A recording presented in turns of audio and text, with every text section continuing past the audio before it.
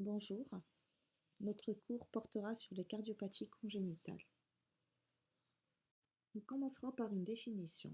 Tout d'abord, c'est une anomalie anatomique du cœur et des gros vaisseaux qui survient au cours de leur formation pendant la vie intra-utérine, qui sont d'emblée présentes à la naissance et qui représentent une fréquence entre 7 et pour 1000 naissances. Les étiologies des cardiopathies congénitales sont très nombreuses, souvent imprécises dans 90% des cas, et elles sont spécifiques dans les 10% restantes. Nous retrouvons des anomalies génétiques, des maladies maternelles, des infections, des drogues et des médicaments. Les shunts sont définis comme un court-circuit congénital ou acquis entre le cœur artériel et le cœur veineux, où il se produit un mélange des sangs artériels et veineux.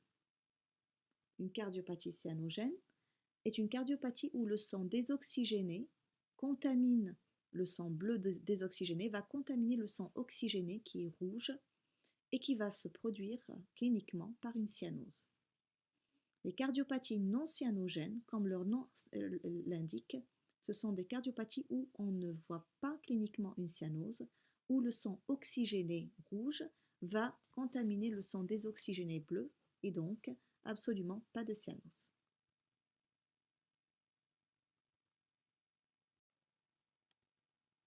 Plusieurs classifications des cardiopathies congénitales sont disponibles. Nous avons choisi la plus simple. Les cardiopathies non cyanogènes, où le shunt est gauche-droite, représentées par les communications interventriculaires, les communications interauriculaires, le canal atrioventriculaire, la persistance du canal artériel. Puis il y a les cardiopathies cyanogènes, représentées essentiellement par la transposition des gros vaisseaux, l'hypoplasie du VG, la tétralogie de Fallot, l'atrésie tricuspide, l'atrésie pulmonaire, la maladie d'Epstein. Bien sûr, il y en a d'autres que nous n'avons pas détaillées. Puis il y a les cardiopathies obstructives, sur obstacle cœur gauche, représentées par la coarctation de l'aorte, la sténose aortique valvulaire et la sténose mitrale. Puis l'obstacle sur le cœur droit, qui est représenté par la sténose pulmonaire. Passons maintenant aux principales cardiopathies congénitales. Et tout d'abord, nous allons parler des shunts gauche-droite non cyanogènes. Les pressions sont plus élevées dans les cavités gauches, et donc quand il y a une communication anormale entre les deux circulations, il va se produire un shunt qui partira de la gauche vers la droite, obéissant à un régime de pression. Les conséquences des shunts gauche-droite vont être un enrichissement en oxygène du sang des cavités droites, ce qui va augmenter le débit pulmonaire, qui parfois dépassera largement le débit systémique, ce qui va se traduire par une dilatation des artères pulmonaires. Les artères pulmonaires étant dilatées vont être responsables des troubles ventilatoires, à savoir une dyspnée et des surinfections. Les enfants vont donc faire des infections respiratoires récidivantes. Sur la radiographie du thorax, nous allons observer une hypervascularisation.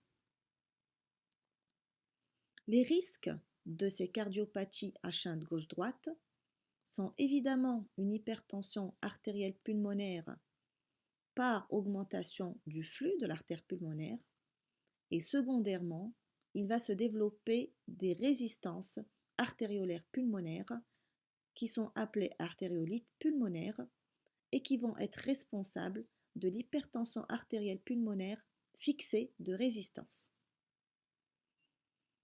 À côté de cela, nous avons un retentissement sur la croissance de l'enfant qui va se traduire par un retard staturopondéral modéré à sévère dû à l'hypodébie systémique et une déformation thoracique due à l'hyperdébit pulmonaire avec un bombement antérieur.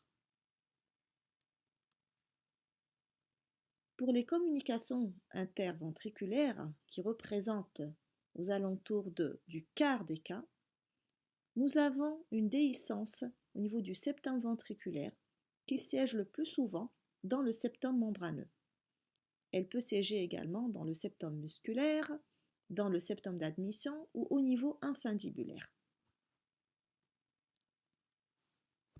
Ce qui va se traduire par un shunt gauche-droite avec une inondation de l'artère pulmonaire qui va voir son débit pulmonaire augmenter avec le risque d'HTAP fixé si la CIV n'est pas traitée à temps. Il y a plusieurs classifications anatomiques des CIV. Nous avons choisi la plus simple. Donc, dans la majorité des cas, nous avons des CIV périmembraneuses, mais nous avons également des CIV musculaires d'admission, des CIV dites supracrystales ou infundibulaires. Parlons maintenant de la classification et de la clinique des CIV. Une classification classique va classer les CIV en grade 1, 2, 3 et 4. La CIV grade 1, dite maladie de Roger, c'est la CIV la plus bénigne, où il n'y a pas de signes fonctionnels, où il y a un souffle frémissant, mésocardiaque qui irradie en rayon de roue, avec un B2 qui est tout à fait normal au foyer pulmonaire. À la radiographie du thorax, le cœur est de volume normal. Dans les CIV grade 2, ce sont les CIV en général qui sont larges ou qui ont un retentissement clinique. L'hypotrophie est fréquente, il y a de la dyspnée, surtout quand les nourrissons s'alimentent au biberon, ils n'arrivent pas à finir leur biberon. Et nous assistons à une infection respiratoire récidivante à répétition. À l'examen, nous allons trouver un souffle systolique 3, 4, 6e avec un B2 augmenté au foyer pulmonaire et un roulement de débit à la pointe par augmentation du débit pulmonaire. À la radiographie, le cœur est légèrement augmenté avec une hypervascularisation pulmonaire. Dans cette situation, nous avons recours au cathétérisme qui parfois est indispensable pour décider d'une intervention chirurgicale et pour voir si l'HTAP n'est pas une HTAP fixée, dite HTAP d'Eisenmenger, où la situation chirurgicale est dépassée. Voici une radiographie du thorax de face montrant une légère augmentation de la forme cardiaque avec une hypervascularisation pulmonaire. Pour les CIV grade 3, ce sont les CIV les plus graves et ce sont des formes évoluées ou négligées. Arrivé à ce stade, malheureusement, nous n'avons plus d'alternative thérapeutique à part une transplantation cœur-poumon. Le souffle devient peu intense, voire absent, et puis on a un B2 claqué au foyer pulmonaire dû à l'hypertension artérielle pulmonaire fixée. À la radiographie du thorax, nous retrouvons une cardiomégalie qui est modérée, des artères proximales qui sont dilatées avec une hypovascularisation périphérique. Dans les communications grade 4, ce sont les communications où on a un poumon protégé par la sténose pulmonaire qui est associée à la communication interventriculaire. À la clinique, le souffle est intense, il est systolique, il est maximum haut situé. Le deuxième bruit est diminué au foyer pulmonaire avec une bonne tolérance fonctionnelle. Ce sont des CIV qui peuvent attendre jusqu'à ce qu'on ait un bon poids pour opérer, surtout dans les structures où la réanimation ne permet pas d'opérer avec un petit poids. À la radiographie, il n'y a pas de cardiomégalie, la vascularisation pulmonaire est normale ou bien diminuée.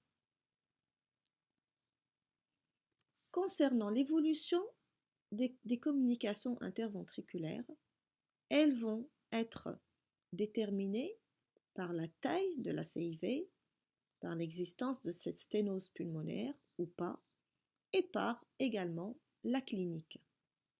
Et c'est souvent la clinique et la taille qui vont permettre une intervention chirurgicale dans les meilleurs délais. Alors on l'a bien dit pour la communication interventriculaire grade 1, où il n'y a pas de retentissement fonctionnel, souvent la fermeture spontanée survient, ou bien la CIV reste inchangée. Là, on n'intervient pas du tout. Ni traitement médical, ni traitement chirurgical. Une CIV qui va rester bien tolérée. Pour la communication interventriculaire grade 2, on peut également ici assister à une fermeture spontanée, mais également on peut assister à une communication interventriculaire grade 3 où on est en situation dépassée, négligée de CIV avec Eisenmenger, avec une HTAP qui est fixée. On peut également évoluer vers une insuffisance cardiaque qu'on va traiter et on prépare l'enfant pour la chirurgie. Il y a une évolution malheureuse vers la communication interventriculaire grade 3 où la situation donc est défavorable, où le délai est imprévisible et où l'HTAP est fixé, il n'y a plus rien à faire à part la transplantation cœur-poumon qui reste très difficile dans notre contexte. Pour les CIV grade 4, elles sont bien tolérées et puis elles ont la même physiologie, elles obéissent à la même évolution de la tétralogie de Fallot que nous allons voir ultérieurement. Pour le traitement, on peut s'aider du traitement médical pour éviter les signes de surcharge ou d'insuffisance cardiaque. Nous utiliserons pour cela les digitaliques, les diurétiques, dans certaines situations, les inhibiteurs de l'enzyme de conversion. C'est le traitement chirurgical qui est un traitement définitif avec la fermeture soit par un patch, soit de plus en plus utilisé actuellement le cathétérisme cardiaque. La prophylaxie contre l'endocardite infectieuse n'est pas recommandée dans les shunts gauche-droite. Ceci est une illustration d'un cerclage de l'artère pulmonaire qui est fait dans les communications interventriculaires grade 2 afin d'éviter l'hypertension artérielle pulmonaire. Ceci est une illustration d'un occluder, donc d'un device qu'on met en place pour fermer par cathétérisme cardiaque les CIV. Et puis, bien sûr, la chirurgie classique par fermeture par patch. Les communications interauriculaires maintenant, qui sont fréquentes elles aussi, elles sont définies par un défaut de développement du septum interauriculaire. Et puis, anatomiquement, on distingue deux formes différentes. L'ostium secundum, où on a donc un shunt en plein milieu de la cloison interauriculaire. Parfois, ce shunt est haut situé, on l'assimile, on dit que c'est une CIA sinus venosus. Donc, quand il est haut situé, il est en contact avec soit la veine cave supérieure, soit avec la veine cave inférieure. L'ostium primum, il siège à la partie basse de la cloison et s'accompagne souvent d'une fente de la valve mitrale ou de la tricuspide. C'est l'équivalent du canal atrioventriculaire partiel.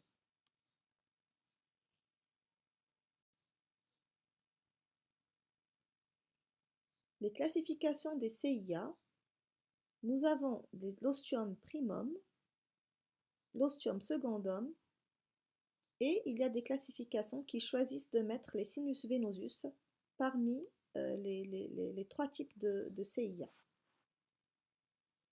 Concernant la présentation clinique des communications interauriculaires, l'enfant se présente en âge scolaire, pas avant, sans symptômes fonctionnels, avec un souffle qui est peu intense, de sixième, sur le bord latérosternal du sternum, sur le bord gauche latérosternal. À l'écho-cœur, nous allons trouver donc une CIA qui va dilater surtout l'oreillette droite, aussi le ventricule droit, parfois aussi l'artère pulmonaire. Le cathétérisme, surtout utilisé ici à but thérapeutique, peut parfois être utilisé pour mesurer les pressions, surtout chez les adultes. L'évolution est lente, vers 40-50 ans, on peut observer un trouble du rythme. Donc vous imaginez que ce ne sont pas des choses qui sont observées en pédiatrie. L'HTAP également n'est pas observé chez les enfants. La CIA évolue très rarement vers l'insuffisance cardiaque et en tout cas pas en âge pédiatrique. Le traitement de la CIA est la fermeture de la communication antéro-auriculaire quand le débit pulmonaire est important. Cette fermeture, elle peut se faire soit chirurgicalement, soit par la mise en place d'un cathéter par voie percutanée. Voici le cathéter qu'on utilise pour la fermeture des CIA, et ceci est un patch péricardique utilisé pour la fermeture chirurgicale. Maintenant, nous allons parler du canal atrioventriculaire. Ce canal atrioventriculaire, nous allons le trouver très souvent chez les Down syndrome, qu'on appelle trisomie 21. Dans 50% des cas, nous allons le trouver chez les enfants porteurs de Down syndrome. Il est représenté par l'association d'une communication antéro-auriculaire basse, type ostium primum, associée à une CIV d'admission, et puis les anomalies des valves mitrales et tricuspides sont présentes, avec très souvent également la présence d'une fente mitrale. Ici, l'hypertension artérielle pulmonaire est précoce et sévère, et la cure chirurgicale doit être très précoce, surtout quand on est en présence d'un Down syndrome. Là aussi, la prophylaxie contre l'endocardite n'est plus recommandée. Ceci est un schéma qui illustre donc la communication, le canal atrioventriculaire avec une communication interoauriculaire primum et avec une CIV d'admission. Ici, nous avons les différentes classifications du canal atrioventriculaire et nous avons dans les deux premiers schémas à gauche une physiologie qui est similaire à l'association d'une CIV et d'une CIA. Donc tout à fait à gauche, nous avons un CAV qui est complet et la distinction avec le CAV intermédiaire, c'est la présence d'une seule valve auriculoventriculaire. Dans le CAV intermédiaire, nous avons deux valves auriculoventriculaires. Par contre, la CIA et la CIV sont toutes les deux présentes dans ce type. Les deux schémas qui sont à droite ont une physiologie similaire à celle de la CIA. Dans le CAV transitionnel, nous avons une CIA ostium primum. Nous avons également une petite CIV qu'on peut négliger et qu'on ne traite pas. C'est pour cela que sa physiologie est associée uniquement à la physiologie d'une CIA. Dans le CAV partiel, nous n'avons pas de CIV, nous avons seulement une CIA ostium primum. Donc je rappelle qu'une CIA ostium primum est un CAV partiel. Concernant la persistance du canal artériel, qu'on observe très fréquemment en période néonatale, c'est la persistance après la naissance d'un canal artériel qui permet, en général in utero, de permettre la circulation du sang entre l'artère pulmonaire et l'aorte. Chez le nourrisson, ceci se traduit par un souffle continu systolique, par un B2 qui est augmenté au foyer pulmonaire avec un roulement diastolique à la pointe, traduisons donc l'hyperdébit au niveau de l'artère pulmonaire. Les pouls périphériques sont augmentés, voire exagérés. Parfois, nous assistons à une insuffisance cardiaque, surtout chez le prématuré. Chez le jeune enfant, nous allons ausculter un souffle sous-claviculaire, continu et tunnelaire. Le diagnostic, il est confirmé par échographie cardiaque, bien entendu. C'est un diagnostic qui est facilement diagnostiqué. Le traitement consiste en une suture chirurgicale ou là aussi par la fermeture par cathétérisme cardiaque à l'aide d'une ombrelle. Nous pouvons aussi utiliser en période néonatale seulement l'ibuprofène ou l'indométhacine, chez le prématuré notamment, pour éviter l'insuffisance cardiaque et l'hypertension artérielle pulmonaire.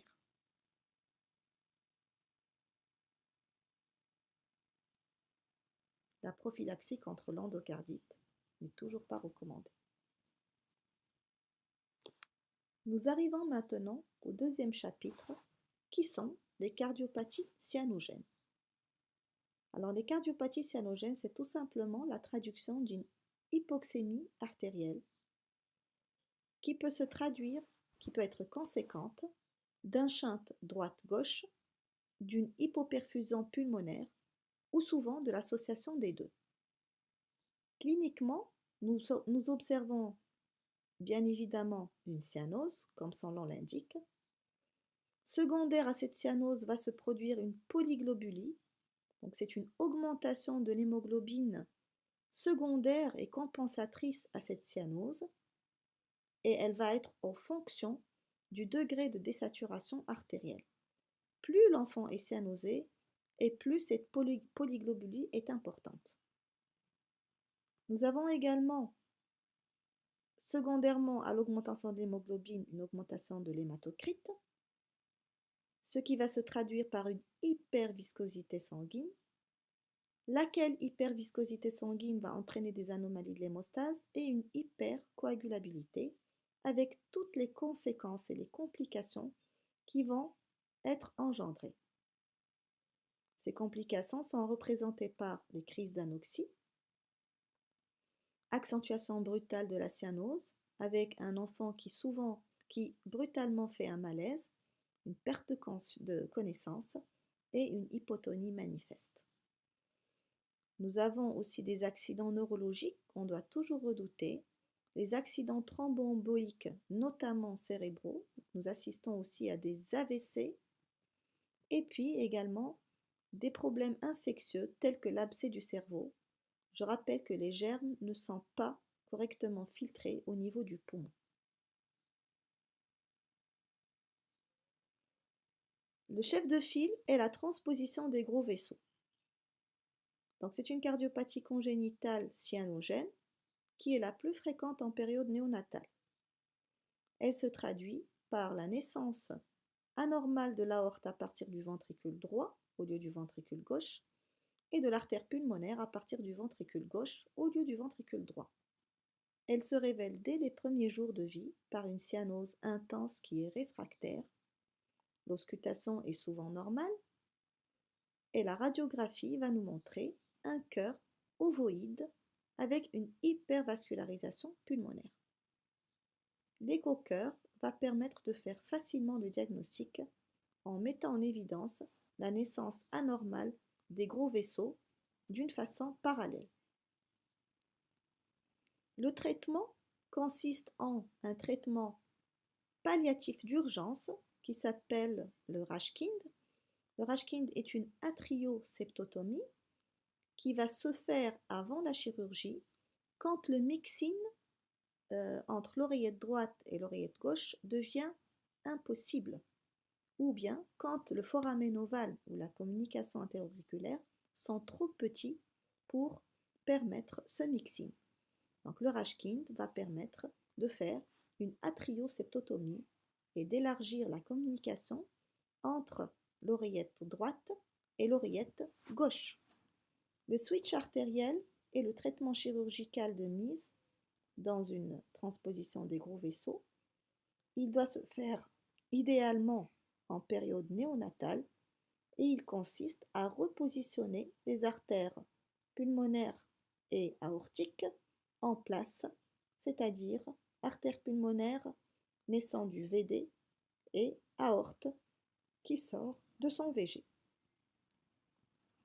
Les prostaglandines est un traitement en intraveineux qui est administré aux nouveau-nés afin de permettre que leur canal artériel soit maintenu ouvert. Cette transposition des gros vaisseaux n'est pas viable si on n'a pas un mixing correct entre le sang artériel et le sang veineux. Ce mixing peut se faire par le biais de soit la communication interauriculaire, soit le canal artériel, soit une CIV. Parfois, on a l'association de ces trois éléments.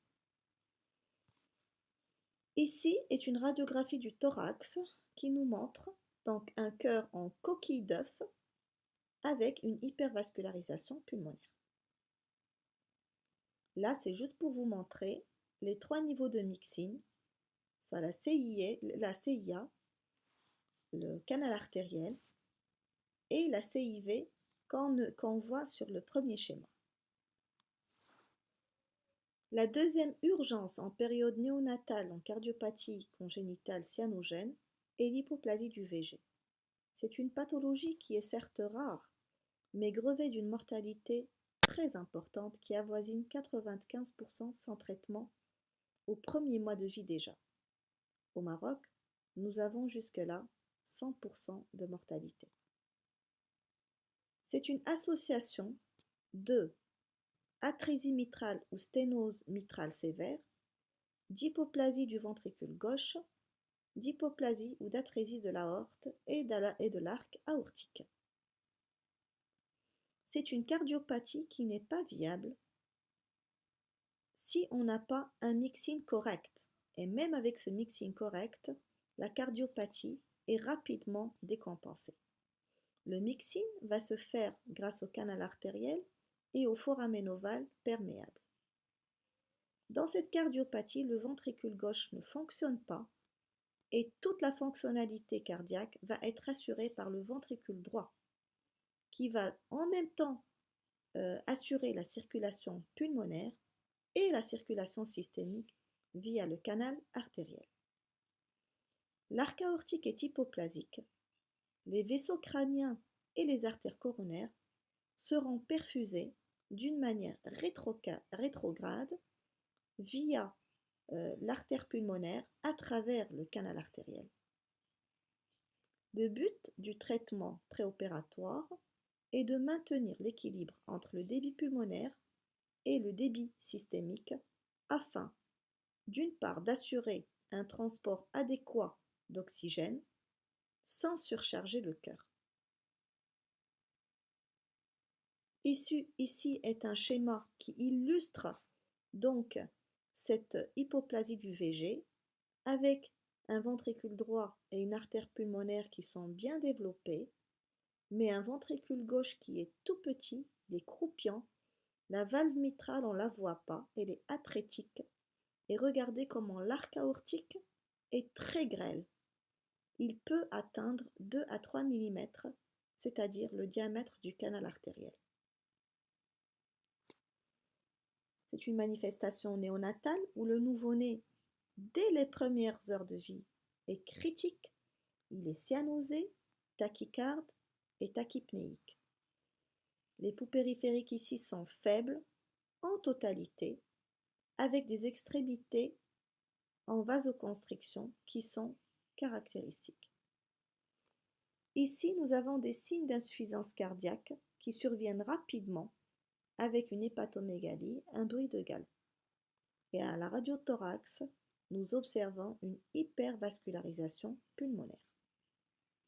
L'échographie va permettre de poser le diagnostic facilement.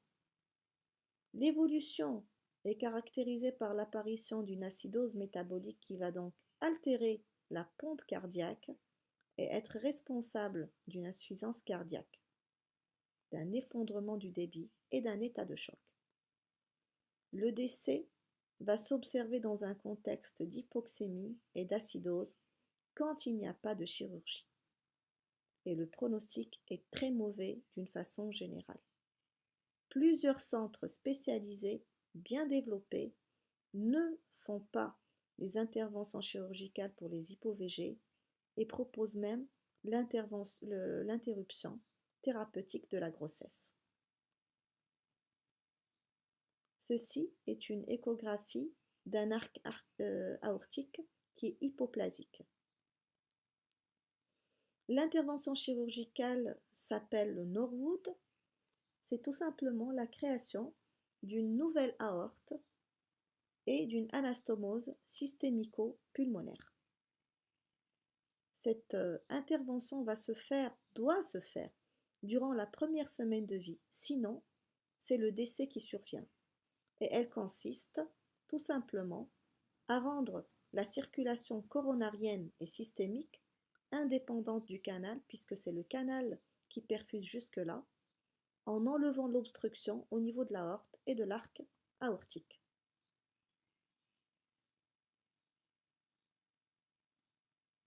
Donc, ceci est l'illustration de l'intervention Norwood où on élargit l'arc aortique hypoplasique, on crée une nouvelle aorte, ce qu'on appelle une néo-aorte, et on crée une anastomose entre l'artère pulmonaire et l'aorte. Ça s'appelle le Blalock shunt. La tétralogie de Fallot est la troisième manifestation des cardiopathies congénitales bien connues. Anatomiquement, elle associe une communication interventriculaire, une sténose pulmonaire, qu'elle soit invindibulaire, valvulaire ou des branches, une aorte à cheval, dite dextroposée, et une hypertrophie ventriculaire droite. Cette tétralogie de Fallot observera une égalité des pressions entre les ventricules droit et gauche à cause de la sténose pulmonaire qui va faire augmenter la pression dans l'artère pulmonaire et dans le ventricule droit. Ceci va être donc responsable d'une égalité des pressions, voire d'une pression supra-systémique qui va être responsable de shunt droite-gauche, puisque la pression dans l'artère pulmonaire va dépasser la pression dans l'aorte, qui va se traduire par un shunt droite-gauche et par l'apparition de la cyanose. La cyanose est également expliquée par la diminution du débit pulmonaire, et cette cyanose est d'autant plus sévère que la sténose pulmonaire est sévère. Cliniquement, la cyanose va s'observer d'une façon précoce, selon l'importance, encore une fois, de la sténose pulmonaire. Elle peut s'observer même à l'âge néonatal et aux alentours en général de 3-6 mois. À l'auscultation, on va trouver un souffle systolique 3/4/6e au bord gauche avec un B2 qui est diminué. La radiographie du thorax va nous montrer un cœur en sabot avec un arc moyen creux et une pointe surélevée. La vascularisation pulmonaire est diminuée vu l'hypoperfusion de l'artère pulmonaire. Donc ici, c'est un schéma qui vous montre bien l'existence d'une communication interventriculaire, d'une sténose pulmonaire, d'une aorte à cheval et d'une hypertrophie du ventricule droit. Ceci est une radiographie du thorax vous montrant le cœur en sabot avec la pointe surélevée, diaphragmatique, avec une hypovascularisation pulmonaire. L'échographie confirmera le diagnostic en montrant les 4 éléments de la tétralogie de Fallot. Et l'évolution, elle va se faire vers l'aggravation de la cyanose avec le problème de malaise anoxique dont on a parlé tout à l'heure et d'accidents neurologiques. Donc, si l'enfant commence à faire des malaises, des accidents neurologiques, il faut absolument l'opérer en toute urgence. Le traitement est chirurgical. Si le bébé est très petit, il est de faible poids de naissance ou un faible poids, et que la structure de cardiologie vasculaire ne permet pas de l'opérer, on peut être amené à faire ce qu'on appelle un Blalock shunt, une intervention palliative en assurant une anastomose systémico-pulmonaire. Bien sûr, cet enfant doit être très cyanotique avec des malaises et donc il doit être vraiment en hypoxie sévère pour faire cette intervention palliative. Sinon, l'intervention réparatrice, en fermant les shunts, le shunt donc de la CIV, en élargissant l'artère pulmonaire ou en levant l'obstacle, et l'intervention réparatrice de la tétralogie de Fallot. C'est un schéma qui illustre le Blalock shunt, l'anastomose systémico-pulmonaire. Alors ici, comme c'est une cardiopathie cyanogène, la prophylaxie contre l'endocardite infectieuse est bien entendu recommandée. Donc après la tétralogie de Fallot, après donc la transposition des gros vaisseaux, l'hypo-VG, la tétralogie de Fallot, nous allons parler de deux pathologies, atrésie tricuspide et l'atrésie pulmonaire, qui sont deux pathologies responsables d'hypoperfusion pulmonaire. Tout d'abord l'atrésie tricuspide, où nous avons une membrane entre l'oreillette droite et le ventricule droit qui va empêcher la circulation du sang de l'oreillette droite vers le ventricule droit et par conséquent vers l'artère pulmonaire. Cette cardiopathie cyanogène n'est pas viable si nous n'avons pas un bon mixine là aussi. Ce mixine va se faire via le canal artériel, via une communication interventriculaire quand elle existe, ou bien via la CIA. Très souvent en période néonatale, on est amené à faire un Rashkin, une atrioseptotomie, pour élargir la CIA et permettre un mixing correct. L'intervention chirurgicale est seulement palliative parce que c'est un cœur univentriculaire et nous avons donc, on peut faire donc une dérivation cavo-pulmonaire, par la suite un fontan. Donc c'est une cardiopathie qui est responsable d'hypoperfusion pulmonaire et si on ne perfuse pas les poumons, cette cardiopathie n'est pas viable. Ensuite, à côté de cela, nous avons une autre cardiopathie responsable d'hypoperfusion pulmonaire, c'est l'atrésie pulmonaire. Dans cette atrésie pulmonaire, nous avons une membrane qui empêche le sang d'aller du ventricule droit pompé vers l'artère pulmonaire. Donc, l'artère pulmonaire est hypoperfusée. Là aussi, dans cette cardiopathie, le canal artériel permet de perfuser l'artère pulmonaire. La CIV est très souvent présente dans ce type de cardiopathie. Nous avons plusieurs classifications dans l'atrésie pulmonaire. Nous n'allons pas rentrer dans les détails. Donc, je vous rappelle ici, la perfusion pulmonaire peut se faire grâce au canal artériel ou bien grâce au collatéral aortopulmonaire qui se forme.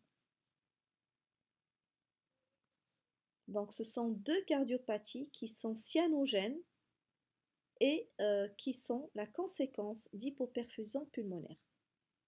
En général, ce n'est pas un traitement curatif, c'est seulement un traitement palliatif.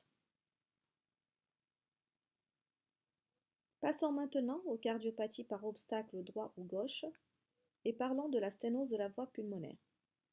Cette sténose de la voie pulmonaire va se voir à tous les niveaux, valvulaire, sous-valvulaire, infundibulaire, mais souvent l'obstacle est valvulaire.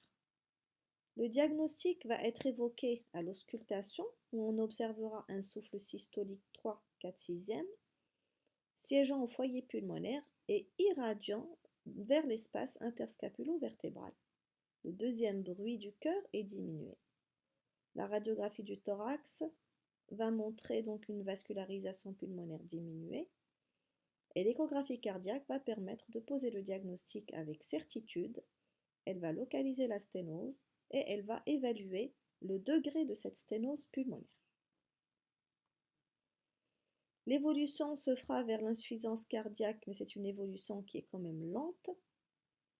Et puis, l'intervention se fera soit et de préférence par cathétérisme cardiaque, ou bien quand on ne le peut pas, par chirurgie, en levant l'obstacle entre le ventricule droit et l'artère pulmonaire. Cet obstacle se traduit échographiquement par un gradient qu'on appelle VDAP et que dès que ce gradient dépasse 50 mm de mercure, c'est une indication à la levée d'obstacles entre le ventricule droit et l'artère pulmonaire. Sinon, l'enfant va se compliquer, il va peut-être faire des malaises anoxiques et il va devenir très bleu. Deuxième pathologie avec obstacle du cœur, cette fois c'est l'obstacle sur le cœur gauche, c'est la coarctation de l'aorte. La coarctation de l'aorte, c'est la sténose de l'isthme de l'aorte qui s'observe dans la partie initiale de l'aorte descendante, comme vous le voyez sur le schéma. C'est une pathologie qui s'observe dès la période néonatale, surtout quand ce rétrécissement est serré. Et donc chez le nouveau-né, pendant les premières semaines de vie, il peut se révéler par une insuffisance cardiaque. Je rappelle, surtout quand l'obstacle est très serré. Et cliniquement, il peut être évoqué par la contradiction entre la pulsacilité humérale qui est présente et l'absence ou la faible pulsacilité des pouls fémoraux. La coarctation chez l'enfant peut se voir à cet âge aussi, et là aussi, à la palpation des pouls, les artères fémorales sont peu battantes, voire non perceptibles. Nous observons donc une hypertension artérielle pulmonaire au membre supérieur, contrastant avec une tension artérielle normale diminuée au membre inférieur. C'est l'échographie cardiaque qui permet de poser le diagnostic en visualisant la coarctation et son gradient, et l'évolution et les grevets de complications qui sont liées à l'hypertension artérielle pulmonaire, à savoir les AVC. Le traitement peut se faire soit par cathétérisme, par voie percutanée, ou bien par chirurgie en réséquant la zone rétrécie de l'isthme. Ça s'appelle l'intervention de Crawford. En général, le pronostic, il est très bon. Donc ici, pour vous montrer le canal artériel qui permet la communication entre l'artère pulmonaire et l'aorte. Et c'est, selon des études, cette fermeture de ce canal artériel qui va engendrer la coarctation de l'aorte. Ici, c'est un schéma qui vous illustre les différentes formes de coarctation de l'aorte et qui donc stipule que pour faire le dépistage de cette cardiopathie congénitale, il est important de prendre la saturation dans le membre supérieur droit, à savoir la main droite, et dans n'importe quel membre inférieur, qu'il soit gauche ou droite. Une différence de saturation va nous permettre de suspecter fortement le diagnostic de coarctation de l'aorte. Ici, c'est une angiographie qui nous montre donc l'obstacle serré qui montre donc la coarctation de l'aorte sur l'aorte descendante. Maintenant, nous parlerons donc du rétrécissement aortique congénital, qui est un obstacle sur la voie aortique également. Ce rétrécissement, il est souvent orificiel ou sous-orificiel, révélé par un souffle mésosystolique.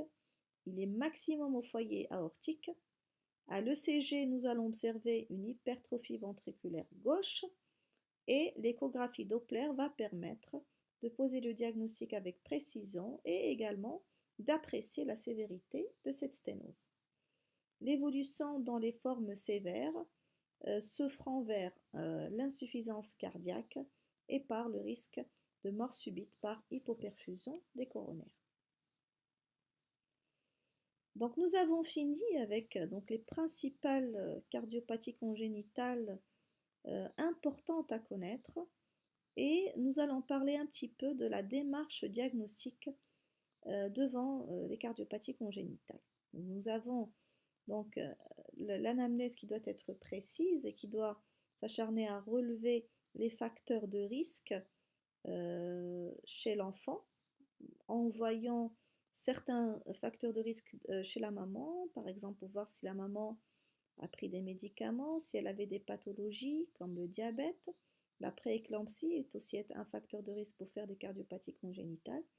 Est-ce que l'enfant est issu d'une grossesse gémellaire? Est-ce qu'il avait un retard de croissance intra-utérin? Est-ce qu'il était prématuré?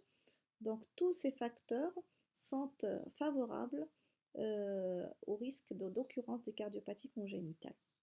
Et puis cliniquement, bien sûr, on va voir si l'enfant est cyanosé ou pas. On va apprécier les pouls périphériques. Est-ce qu'il y a une différence de pulsatilité? Est-ce qu'il y a une augmentation de pulsatilité? On va apprécier le souffle, son irradiation, son intensité. On va apprécier le deuxième bruit du cœur, d'accord? Puis on peut s'aider d'une radiographie du thorax quand l'échographie n'est pas sur place. La radiographie est souvent dans tous les centres hospitaliers. Donc cette radiographie, elle peut quand même nous orienter vers certaines cardiopathies congénitales en appréciant la silhouette cardiaque, en appréciant également la vascularisation pulmonaire. L'ECG est très peu pratiqué actuellement dans les cardiopathies congénitales, sauf en préopératoire et dans certaines cardiopathies comme les cardiomyopathies obstructives. L'écho-cœur est l'excellent outil diagnostique. C'est un outil qui est facile, un examen qui est non invasif, qui est généralement très bien accepté et qui permet de faire tout le diagnostic de toutes les cardiopathies congénitales. Bien sûr, le cathétérisme nous aide aussi au diagnostic et il peut aussi être d'un apport thérapeutique. Puis il y a l'IRM cardiaque qui est de plus en plus utilisé dans le diagnostic des cardiopathies congénitales. Voilà, ensuite ces photos pour vous montrer comment il faut être vraiment très cliniquement très fin en observant et en inspectant les enfants. Certains enfants, rien qu'à l'inspection, on peut poser des diagnostics génétiques et en ayant des diagnostics génétiques, suspecter des cardiopathies congénitales et les adresser dans un centre cardiologique pédiatrique qui va permettre de poser le diagnostic. Donc nous avons plusieurs patterns génétiques. Nous avons des syndromes de Noonan, nous avons le syndrome de Di-George, le syndrome de Léopard, le syndrome de Turner, le Kabuki syndrome, le Smith-Magenis, le Moite-Wilson, le Marfan, le Down syndrome, le Treacher-Collins, le Cornelia-Delange, le Williams. Donc tous ces enfants représentent des cardiopathies diverses et je vous invite donc à avoir un esprit d'inspection très développé et je vous remercie.